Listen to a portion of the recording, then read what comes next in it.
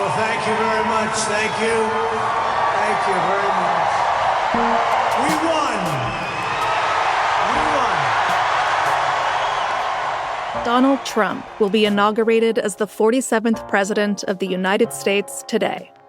That's where we're starting the 7 from the Washington Post. I'm Hannah Jewell. It's Monday, January 20th. Let's get you caught up with today's 7 stories. Exactly 4 years ago, Donald Trump left the White House and Joe Biden was inaugurated as president. Trump did not stick around to attend Biden's ceremony in front of the U.S. Capitol. But today, Biden is set to attend Trump's inauguration. And it will be a very different scene. The ceremony has been moved inside the Capitol because of freezing temperatures in Washington, D.C.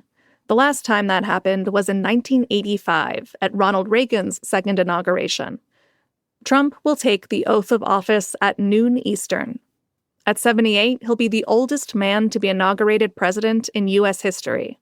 He'll also become just the second to serve non-consecutive terms. And former Ohio Senator J.D. Vance will be sworn in as the first millennial vice president. In his inauguration speech, expect Trump to make a promise of unity. He will deliver that message from the Capitol Rotunda. That was one of the key scenes of the 2021 Capitol riot, when his supporters violently tried to stop the certification of Biden's 2020 election win. After the ceremony, Trump will head to the president's room near the Senate chamber to sign documents and kick off his second administration's agenda. That brings us to our next story. Trump said he'll sign dozens of executive orders within hours of taking office. That's number 2. On the eve of his inauguration, Trump held a raucous victory rally in a D.C. arena. You heard a clip of that at the top of the show. In his speech, he previewed a flurry of executive actions he intends to issue on day 1. They include orders on the border, oil drilling, and repealing policies from the outgoing Biden administration. He also suggested he would grant some form of clemency for those charged in the attack on the U.S. Capitol 4 years ago. And tomorrow, everybody in this very large arena will be very happy with my decision on the J6 hostages. Very happy. Trump is also planning to roll back Biden administration policies that implemented diversity, equity, and inclusion practices. And he could seek to weaken the power of federal employee unions. The preparations for Trump's return to office are already underway. Scores of senior career diplomats are resigning from the State Department after receiving instructions to do so from the president-elect's aides.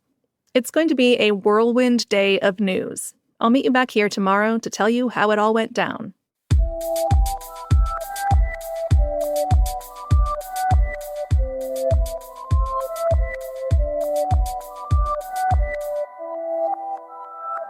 Three Israeli hostages and 90 Palestinians were freed as a ceasefire began in Gaza. That's our third story.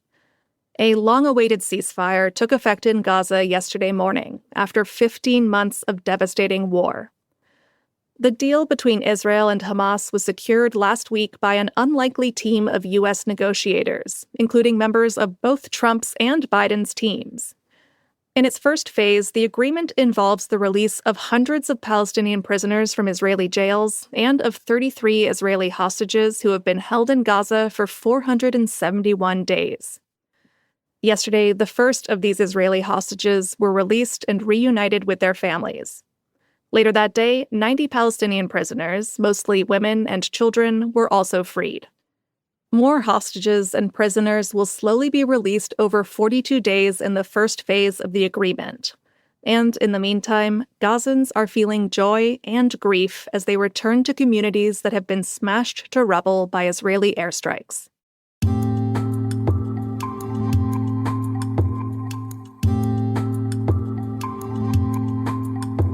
Tik Tok is coming back online after briefly going dark. That's number 4. Late on Saturday, the popular video-sharing app shut down before a nationwide ban went into effect.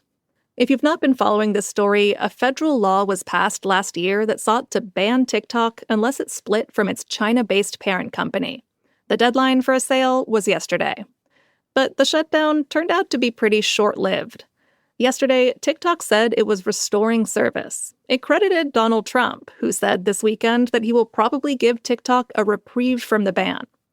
It's not entirely clear what happens next. Some legal experts question whether Trump can delay enforcement of a law passed by Congress. But for now, you're free to keep posting and scrolling. So for more, make sure you check out the Post's own TikTok page today. Number 5. Nearly half of Americans are under cold weather alerts today. If you're listening to this on your morning walk, you may not be surprised to hear that the eastern 2/3 of the U.S. is facing the coldest air of winter so far. If you're anywhere from the northern plains to the Gulf Coast and the Rockies to the southeast, you are probably already feeling it. It's coming to us courtesy of a lobe of the polar vortex over northern Greenland. That's swirling down more than 3,000 miles south toward the U.S., bringing dangerously cold temperatures with it. Meanwhile, another kind of weather is bringing danger to Southern California. Strong winds forecast for today could fuel the ongoing fires in Los Angeles. Check our site for updates on both weather situations. Number 6.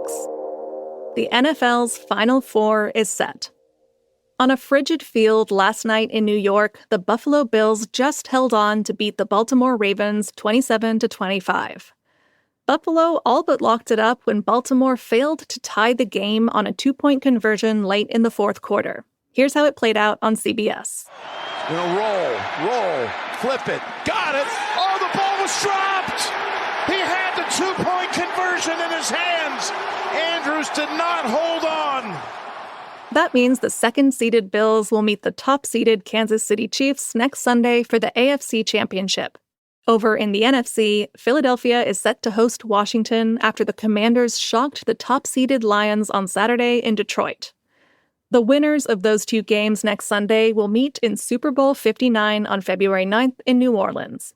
But you won't have to wait till then to get a dose of championship football. Notre Dame and Ohio State will meet tonight in Atlanta for college football's national title.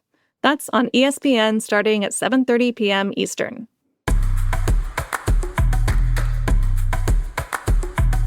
And at number 7, a DNA analysis revealed the mystery of an ancient skull. For nearly a century, it was believed that a skull discovered in a grand tomb in Turkey belonged to a famous figure, the half-sister of Cleopatra, Arsinoe IV. Arsinoe had a bit of a rough life. She lived much of it in exile before being assassinated. Cleopatra herself is thought to have ordered her murder.